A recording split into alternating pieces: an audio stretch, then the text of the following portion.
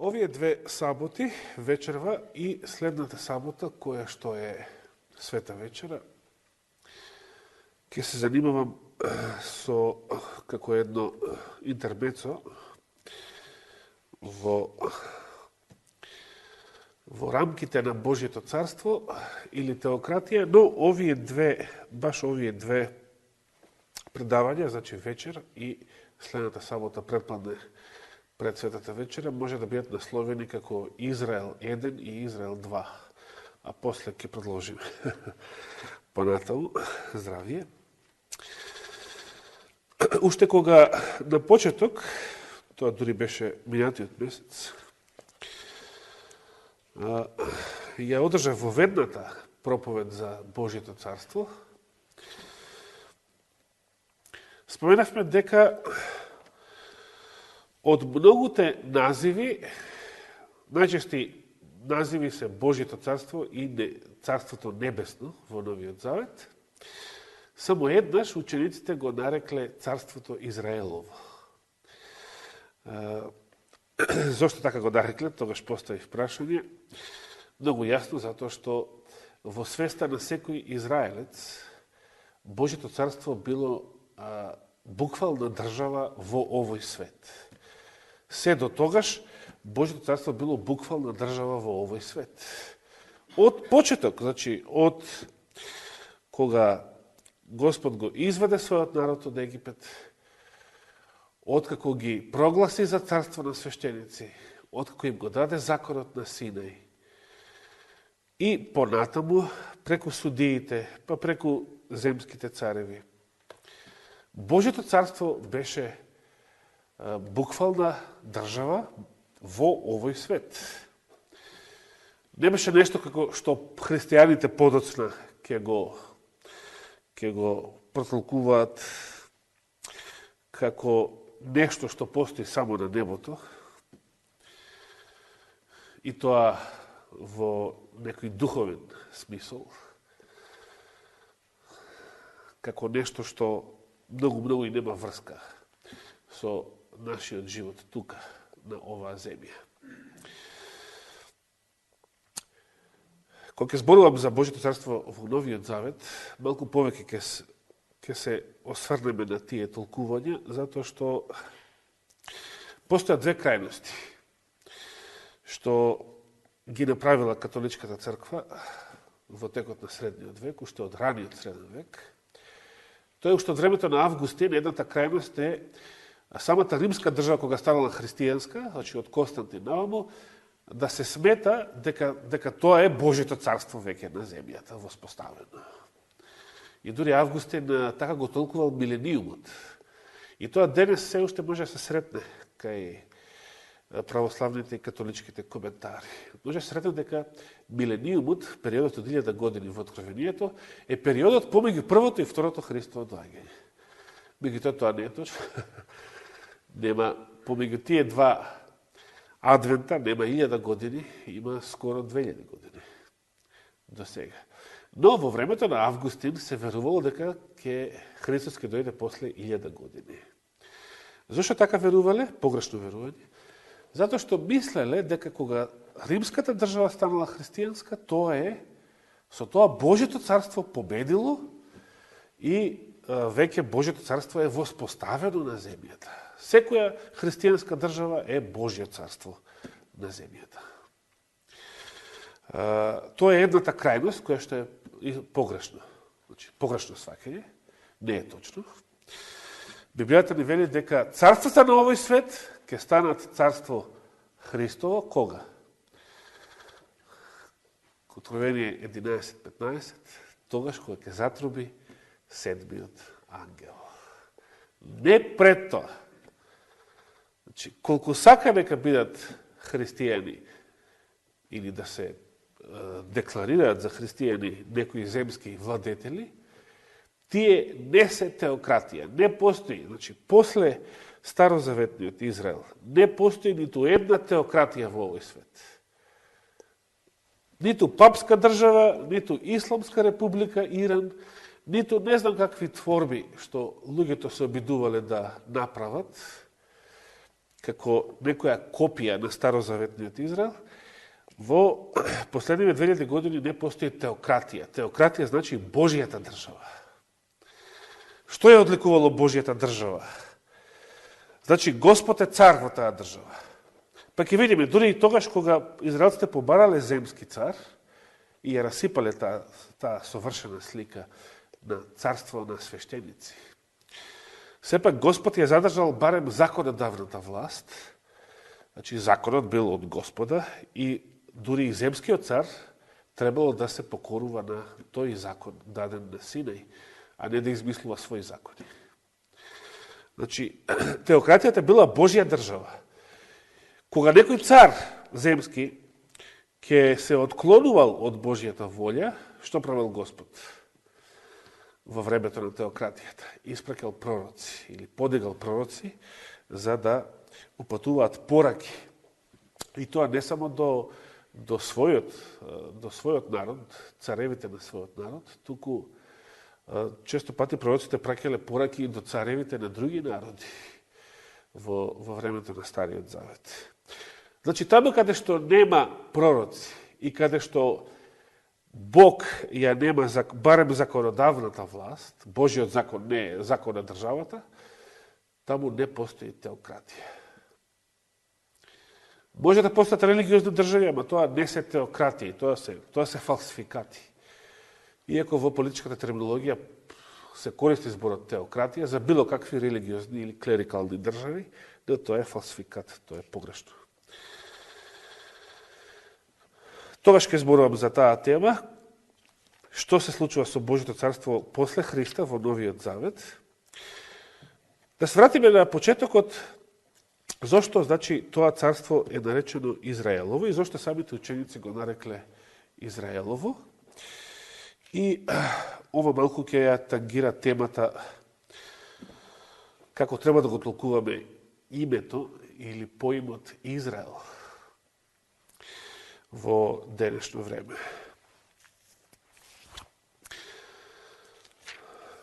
Тогаш кога христијаните ја напуштиле вистината за Божјото царство, мислејќи дека земската држава станала Божјо царство, значи од Константин наваму, тогаш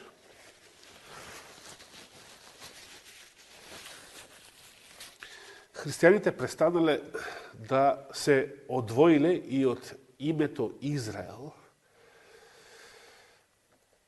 и го препуштиле тоа име на неверните евреи или јудејци, што би рекол Павле, на одсечените гранги. Денес може да се прочита во христијанска литература може да се прочита вакво нешто. Дека црквата е новиот Израел. Или може да се прочита дека црквата е духовниот Израел. Меѓутоа, како да е тоа нешто ново во однос на стариот Израел. Така се толкува. Како да е тоа нешто друго. Како што новиот завет е нешто друго од стариот завет. Но според Библијата Израел е еден поим и во новиот и во стариот завет. Само постои тој еден поим е вистинскиот Израел, а постои фалсификат, односно лажниот Израел.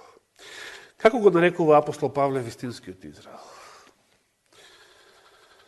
Можеме да отвориме во Новиот Завет. Се сеќавате кога го проучувавме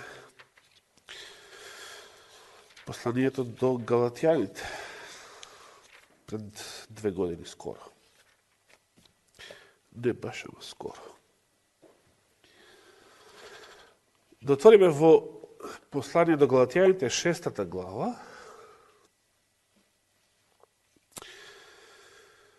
Ќе го почитаме 16 стих. Последната глава од Галатјаните, 16 стих. Дали сте таму? На оние што постапуваат и по тоа правило, Ако е правил, пред тоа зборува, ајде да го дадеме тој контекст, зашто во Исус Христос ниту обрезанието има некаква сила, ниту необрезанието, туку што? Новото создание. Тоа е битното. Значи, не може евреинот или муслиманот да се фали со своето обрезание, значи со своето тело да се фали. Бидејќи тоа е нула, небитно.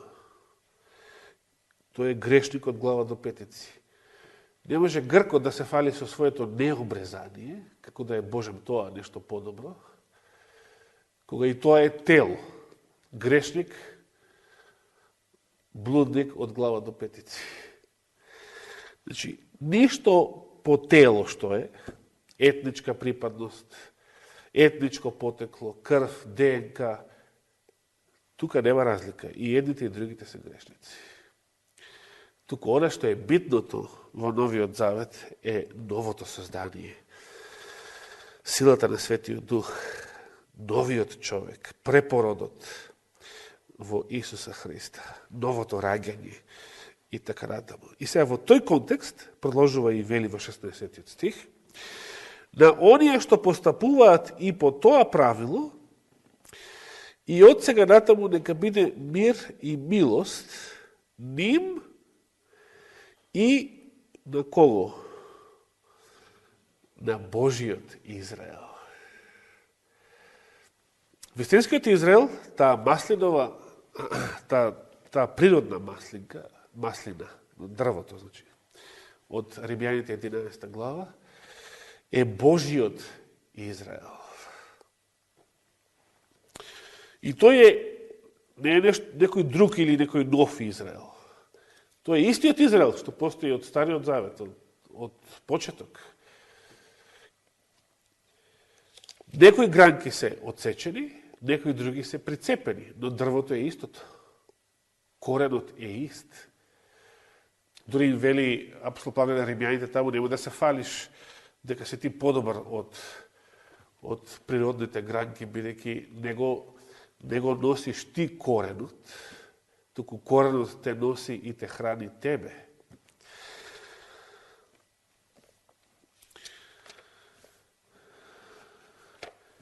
Сега ќе видиме дека името Израел уште од почеток е духовен поим, а не телесен. Значи не е етнички поим, не е исто што и евреи, да речеме. Евреи значи националност, како македонци, срби, бугари, јапонци и така натаму. Арапи. Туку Израел од почеток е духовен поим. И како таков од почеток е Израел Божи. Спротивно на Израел од Божи, како го нарекува апостол Павле, отпаднатиот Израел во своите посланија. Отпаднатиот Израел во своите посланија. Се сеќавате? Ке отвориме во првото послание до Коринтијаните. Прво послание до Коринтијаните, 10 глава, 18 стих. Прво Коринтијаните, 10 глава, 18 стих. Како го нарекува? Погледнете го Израел по тело или според телото, или телесниот Израел. Мисли на евреите кои што продолжуваат со своите старозаветни обреди, оние што јадат од жртвите нели се причесници со жртвеникот. Зашто евреите си продолжувале? Додека постоел храмот и левитското свештенство, си продолжувале со своите жртви. Си продолжувале се по-старо. Бидејќи не го признавале новото, не го признавале Христа и не ни биле свесни дека Господ веќе го случил новиот завет. Дека тие жртви нашле исполнување во Христовата жртва, вистинската пасха. Дека крвта на јагниње и телиње не може да ги брише гревовите, како што ќе им напише апостол Павле на еврејските христијани. Самиот израз телесен Израел, Израел по тело е оксиморон. Нешто што не не може да постои долго време. Како бош паричка или нешто што или две лубеници под една мишка или седење на две столици. Нешто што не може да постои долго време. Затоа и денешна држава Израел е само по себе една таква бош држава, контрадикторна малку, бидејќи од една страна сака да биде Израел, сака значи да се представи себе си како наследник на старозаветниот Божи народ, на библиската традиција, сето тоа историско и културно наследство, а од друга страна секуларна република, како и секоја друга паганска држава во овој свет. Тоа не може, едното со другото не оди заедно. Израел од почеток е теократија, Божјо царство, монархија, на која што единствен легитимен владател е Месија, Божиот син, и не може да биде секуларна република, каде што масоните ќе кројат секојдневна политика, како што тоа се случува со другите влади во светот. Зошто велам дека Израел од почеток е духовен поим? Секавате на зборовите на апостол Павле во Римјаните 2 глава на крајот таму, 27 и 28 стих, кој е вистински израелец или јудец, оно што е и кој е вистинското обрезание, оно што е духовен, оно што е, значи, и оно обрезание вистинско кое што е духовно, а не оно што е надворешно по тело и така натаму и така натаму. Каде прв пат се споменува името Израел во Стариот Завет? И зошто Божиот народ бил наречен Израел? Зошто Божито царство било така наречено, барем во Стариот Завет, иако не цело време во Стариот Завет. Ќе видиме подоцна зошто. Од каде потекнува името Израел? Каде прв пат се споменува ова име? Значи, Израел е новото име на патриархот Јаков. Зошто патриархот Јаков добил ново име? И што се случило за да го добие тоа ново име? Како сакате да гласи вашето ново име?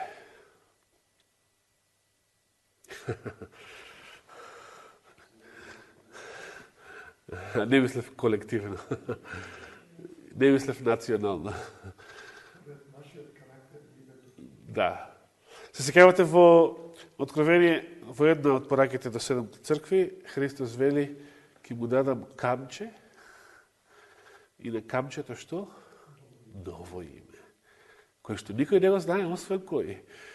Освен оној што го прима. Значи, кога го добиеш новото име, само ти ќе знаеш зошто Господ така ќе те нарече. Зошто така ќе те нарече? Ти ќе знаеш зошто така те нарекол Господ. Ја не можам да знам зошто тебе така те нарекол. Ја го немам твоето искуство.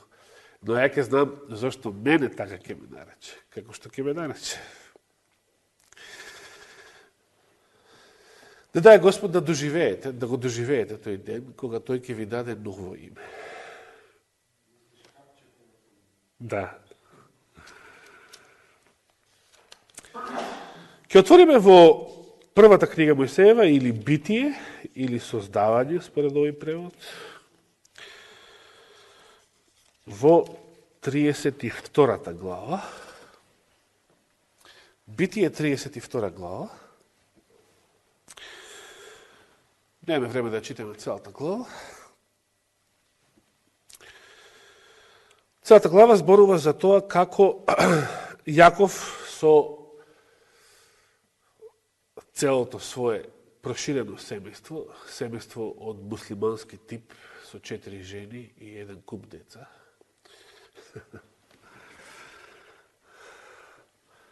Денес не знам дали постои таков муслиман во Скопје. Ја познав еден албанец од село Глумово, што на времето студираше теологија во Мека. Сега е починат, беше генерација на татко ми. Иако живееше неколку години после него.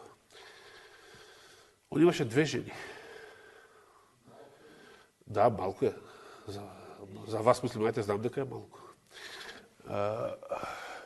Ама 2 куќи и за едната и за другата. Сите обезбедени, снабдени и така натаму. Не знам како во СРМ му го дозволија тоа. Имаше некоја далавера, сигурно, во законот. Или само едната му беше легална, другата нелегална. Не ме интересираат тие детали за него. Но не знам дали некој имал 4 жени овде во Скопје. Знаеш ти, имал некој? 4 жени. И не се караа вака меѓу себе. Интересно.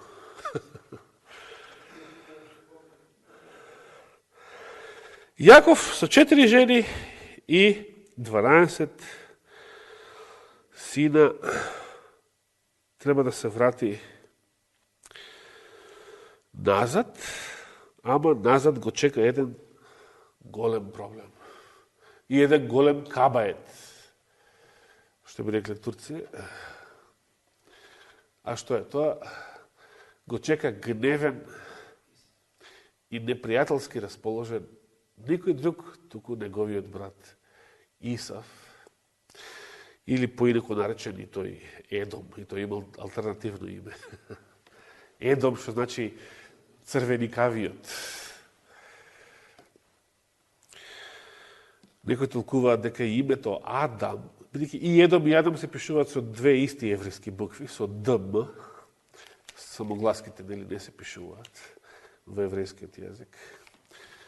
И некој толкува дека и Адам бил таков, дека почетната раса на човекот била така црвеникава кожа.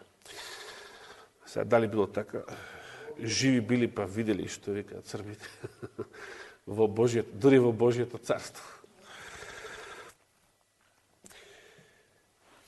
Јаков бил преплашен од оваа средба, од ова соочување со својот брат, бидејќи неговиот брат тргнал против него со војска. Толку бил преплашен Јаков, што решил да го умилостиви брата си, го поделил својот караван, ако едниот настрада, другиот да преживее. Значи се спремал за најлошото, многу песимиста. И уште пред да се сретне со брата си, испратил и дарови, се обидел да го умилостиви, да го подкупи, да го смири некако. Дури се кажува што све му испратил. 200 кози со 20 јарци. Колкав имот стекнал Јаков, за да само ова на Исав му го праќа, за да го умилостиви, да го смири. 200 кози со 20 јарци, вели 15 стих. 200 овци со 20 овни. Колкаво стадо е ова. За да може вака да се расфрла.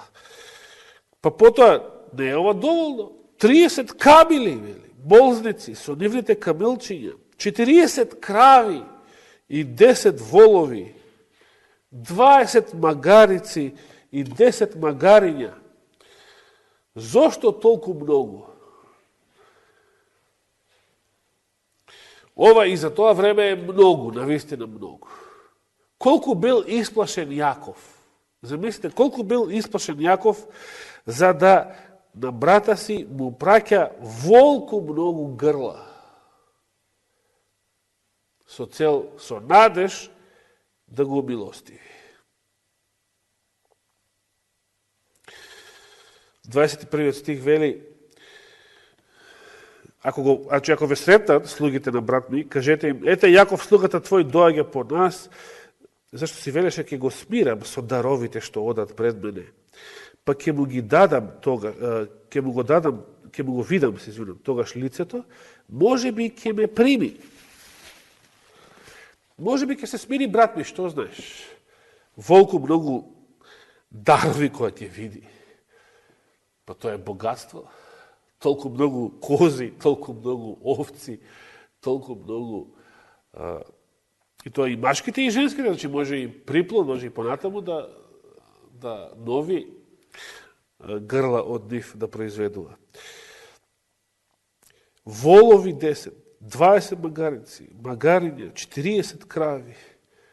Кога ќе види Исав толку многу стадо, како поклон, па може би ќе се смилува, ќе се смири, ќе се орасположи. Колку бил исплашен Јаков, што решил да биде волку многу дарежлив. И што се случува потоа? 22 стих вели: така даровите тргнаа пред него, а тој преноќева таа ног кај таборот свој. И сега од 23 па натаму.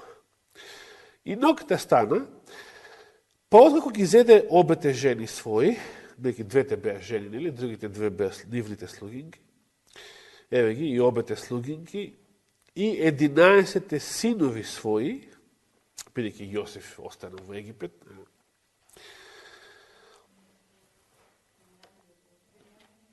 Како? Аха.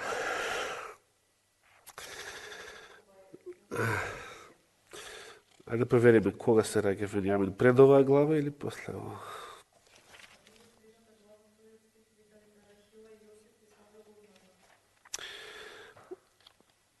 Кој стих? Од следната глава. Аха, пошто тука се спомиња Јосиф. Добро, благодарам. Благодарам. А Венијамин не е роден се уште? Интересно. Чекай да видиме кај се раѓа Венијамин. Се населува во Едом. А, да, дури потоа с ништата на Јосиф. Јосиф продаден, ама Венијамин не бил роден се уште.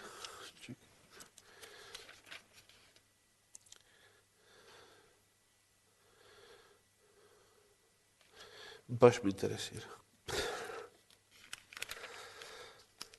Оддавна не сум го читал ово. Од минатиот век.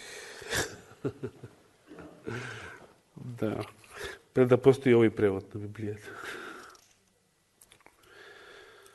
Кога се раѓа Венијамин? 35-та? Да видим.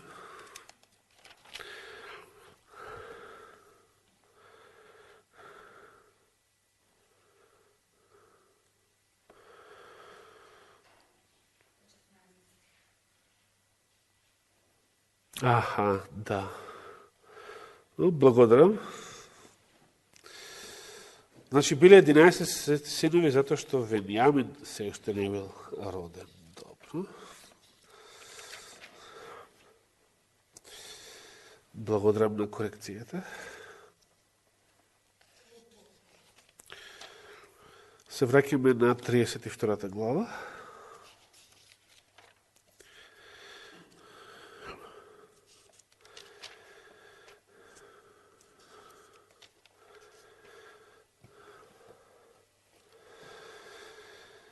И, значи, со целото тоа своје семејство, 23 стих, го премина потокот Јавок на едно плитко место. А откако нив ги зеде и ги преведе преку потокот, пренесе и се друго што имаше. И сега внимавајте што се случува. 25 стих. А кога остана Јаков сам, тогаш некој се бореше со него до зори. Кој е овој некој? Тука одма го туриле некој со големун, да? Зошто тоа го направиле? Константинов како го? И тој и таму со големун, да? Значи, Јаков таа ног бил нападнат од некој. И што помислил? Природно. дека некој од војниците или слугите на неговиот брат, непријателот, нападна. И се бореше, вели, со него. До зори, цела ноќ. Како изгледа ово? Цела ноќ да се борите со некого. 26 стих вели, и кога види дека не може да го совлада, му го стегна зглобот на бедрото негово, така што на Јаков му се измести колкото од зглобот, додека се бореше со него. Кој кого не можел да совлада според 26 стих?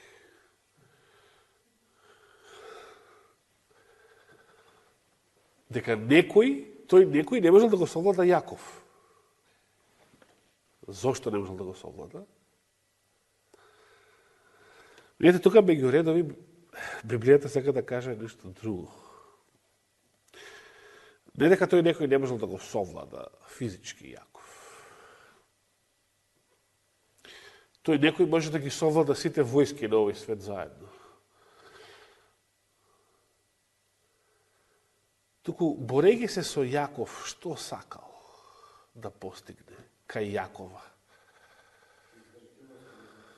Добро, значи, го става на испит, така, на проба. Издржливоста, но што би значило ова да го совлада? Што сакал да совлада? Кога Господ се бори, кога Божиот дух, што читаме во Битие на почеток, пред потопот уште? Што вели Господ пред да го објави потопот и уништувањето на тогашниот свет?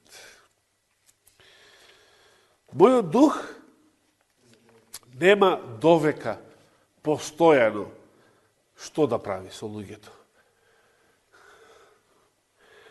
Да се бори со луѓето. Господ се бори со нас. Зашто се бори? Само со Јакова тоа било буквална физичка борба, затоа што тоа бил карактерот на неговото искушение. И денес нас, може би, ќе нас најде некоја такво искушение, каде што буквално ќе имаме физички непријател со кој треба да се бориш. Но, Господ секојаш се бори со нас кога имаме било какво искушение. И што е тоа што Господ сака да го постигне кај нас? Да станеме победници, точно.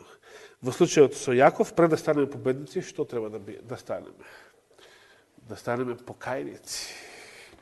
Че Господ сака да го скрши нашето тврдо срце.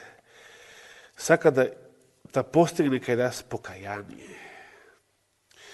Сака да постигне кај нас промена на животот, на срцето, на духот.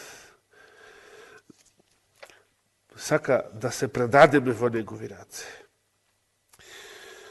Значи, добра вечер раде, он се бори со Јаков, за да види сега Јаков до кога Јаков ќе се бори и дали ќе се предаде. Дали ќе папса, што би рекле, по-скопски. Но Јаков се бори. Јаков бил во очајна ситуација. Јаков не се предавал. Јаков бил издржлив и продолжувал да се бори, се бори. И Господ вика, вој не се предава. Интересно.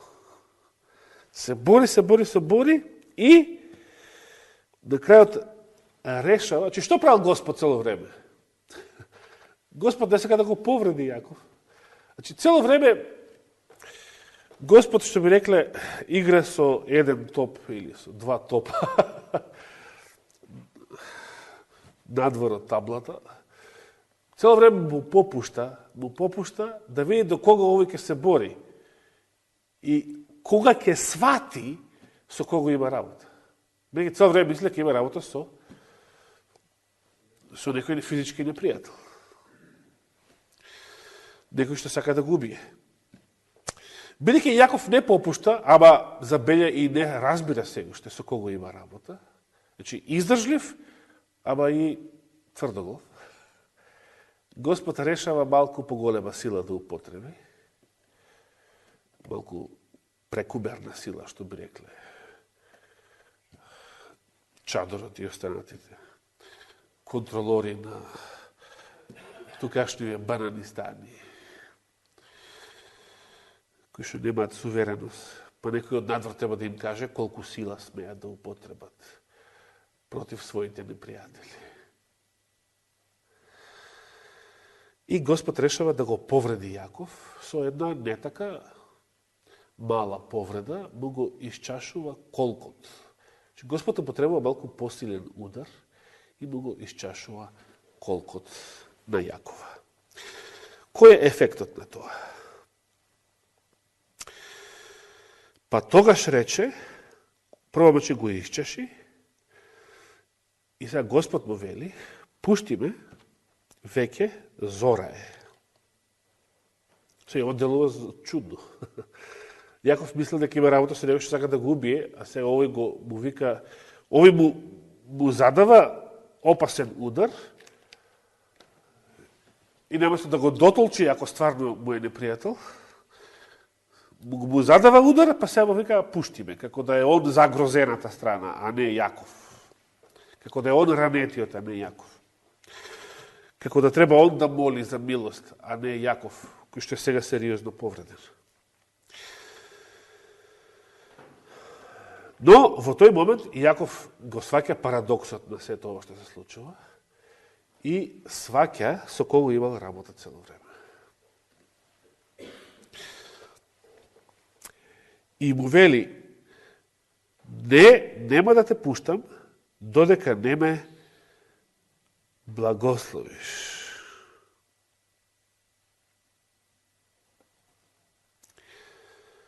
Што значат овие зборови? Јаков сватил зошто, како прво сватил кој бил овој непријател под наводници.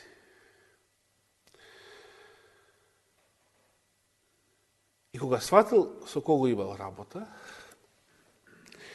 тогаш сватил зошто тој противник цела ноќ се борел со него и што сакал да постигне кај него цело време. Сакал да постигне покаяние.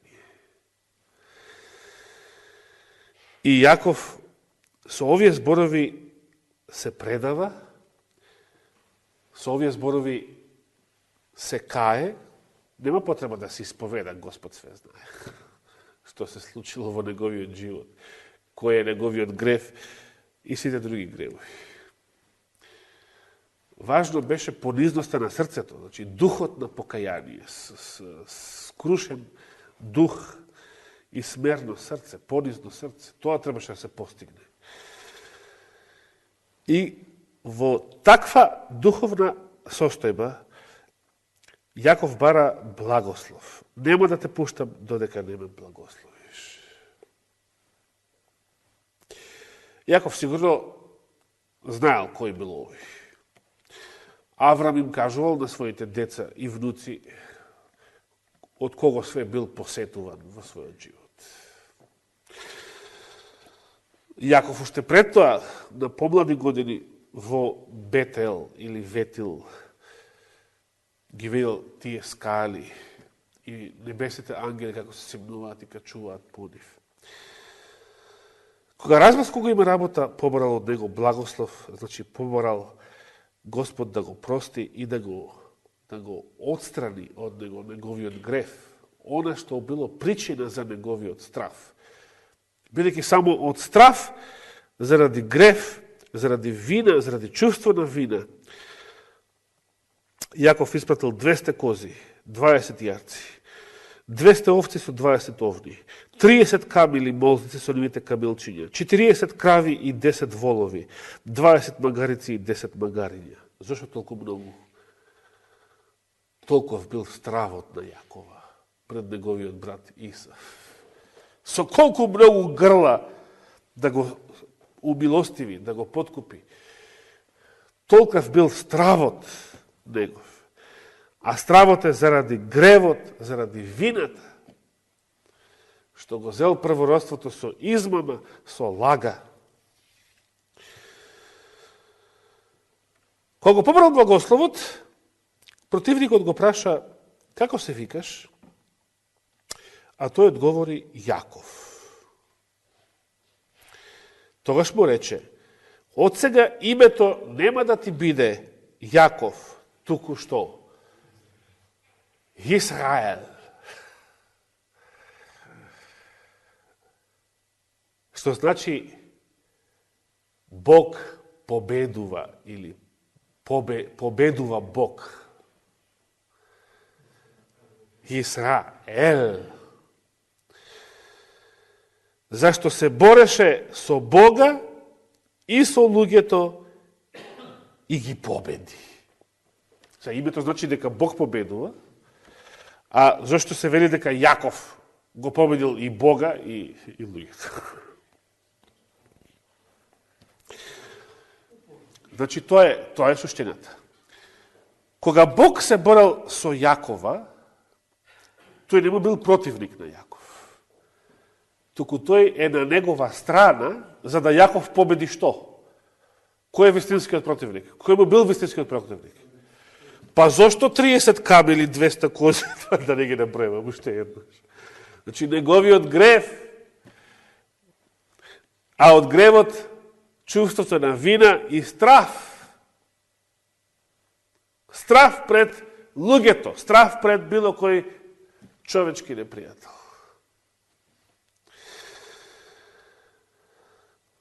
Јаков победил затоа што кога сватил дека се бори со Божиот син, со Бога, токчу наречен, или како Стариот Завет сведочи дека Христос бил Бог,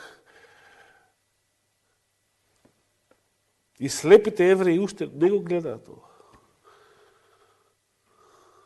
Стариот Завет ти кажува дека Христос бил Бог. Со Бога се борел. Со кого се борел? Не се борел со Отецот, оди од чие што слава ќе изгори цела вселена. Со Божиот син се борел на земјата. Тоа е тој што му го изместил колкот со малку посилен удар. И кога Јаков сваќа со кого се борел, Јаков доживува покаяние, доживува преродба.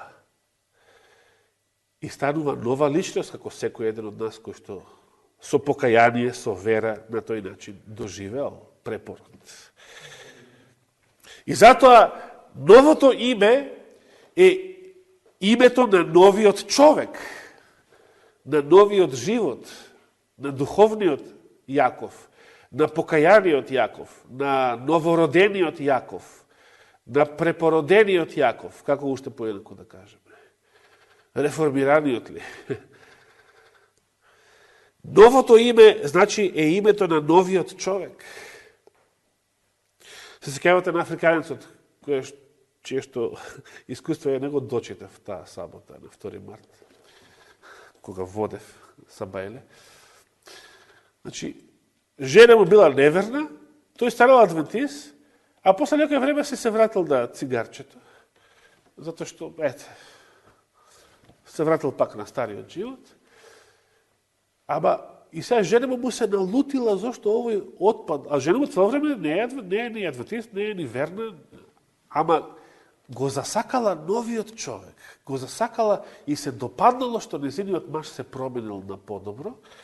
И секој кога се враќа на стариот живот, пак пиење и пушење, жена му, што цело време била неверна, му се налутила заради тоа. Замислете. Че кога го сакала новиот човек и, како што прочитавме, го избркала од постела, му рекла, нема више да спиеш со мене, додека повторно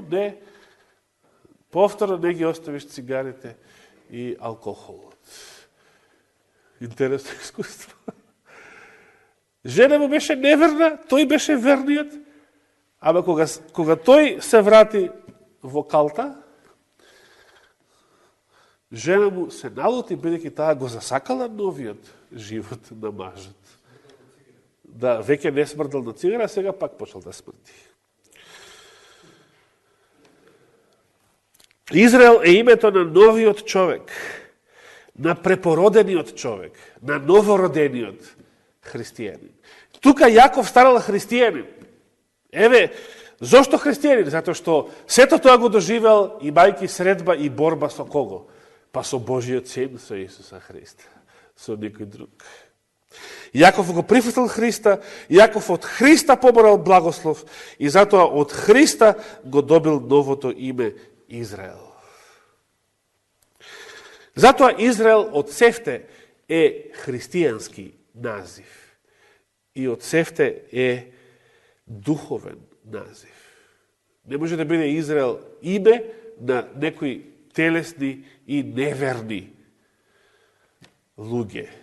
Па било без оглед што се по народност и по тело, дали се евреи, грци или нешто трето. Израел е името на новородениот Божји народ и затоа е оксиморон да се каже Израел по тело или телесен Израел. Тоест, како да речете, неверен верник. Па ако е неверен, не е верник. А Јаков праша и рече, а кажи ми го сега ти името твое. И како одговора Божиот син, како на многу места после тоа, кога некој израелец ќе го прашал како ти е името твое, и Гедеон ќе го праша тоа. И Исус Навин ќе го праша тоа. Подоцна. Векови подоцна.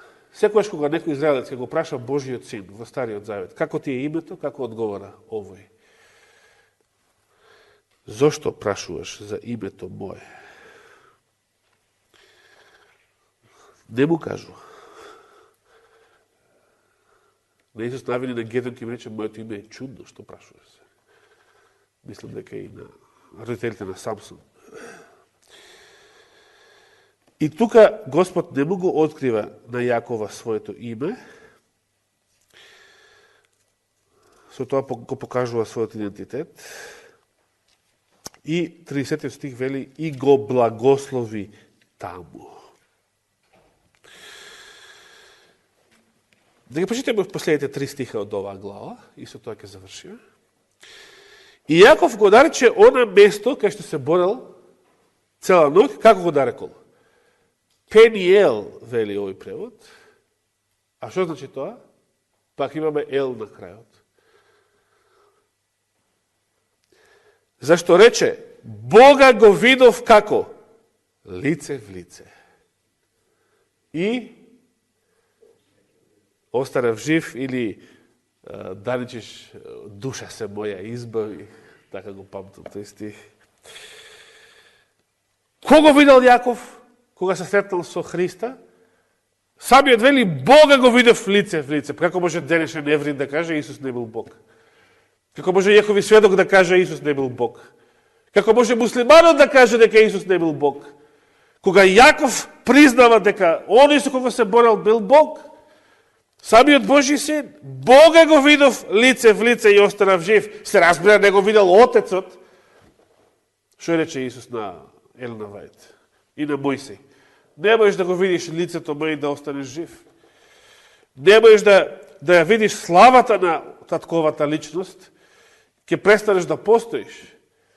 Но го виделе Исуса Христа и Мојсей разговарал со Божиот син лице в лице и останувал жив. И Јаков го видел Божиот син лице в лице и остана жив. А сонцето беше изгрело кога го помина Пениел и накривнуваше поради повредениот колк. И замислите си, остана Јаков сакат до крајот на својот живот. Да се сеќава секогаш, колкот. Да се сеќава со колкот, со кого имал работа таа ноќ. Да, тоа го вели тука 33 стих. Затоа синовите на Израел не ја јадат жилата кај зглобот од бедрото, се до денешен ден, бидејќи Јаков беше повреден во зглобната жила од бедрото.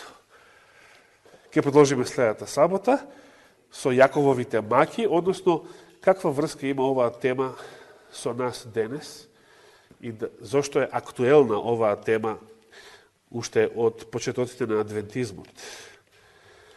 каква врска имаат Јакововите маки со последното време. Затоа ќе проучуваме во Еремија и книгата на пророкот Авдија следната сабота предпладне пред Светата вечера. Нека му е фала и слава на Господа. Амин.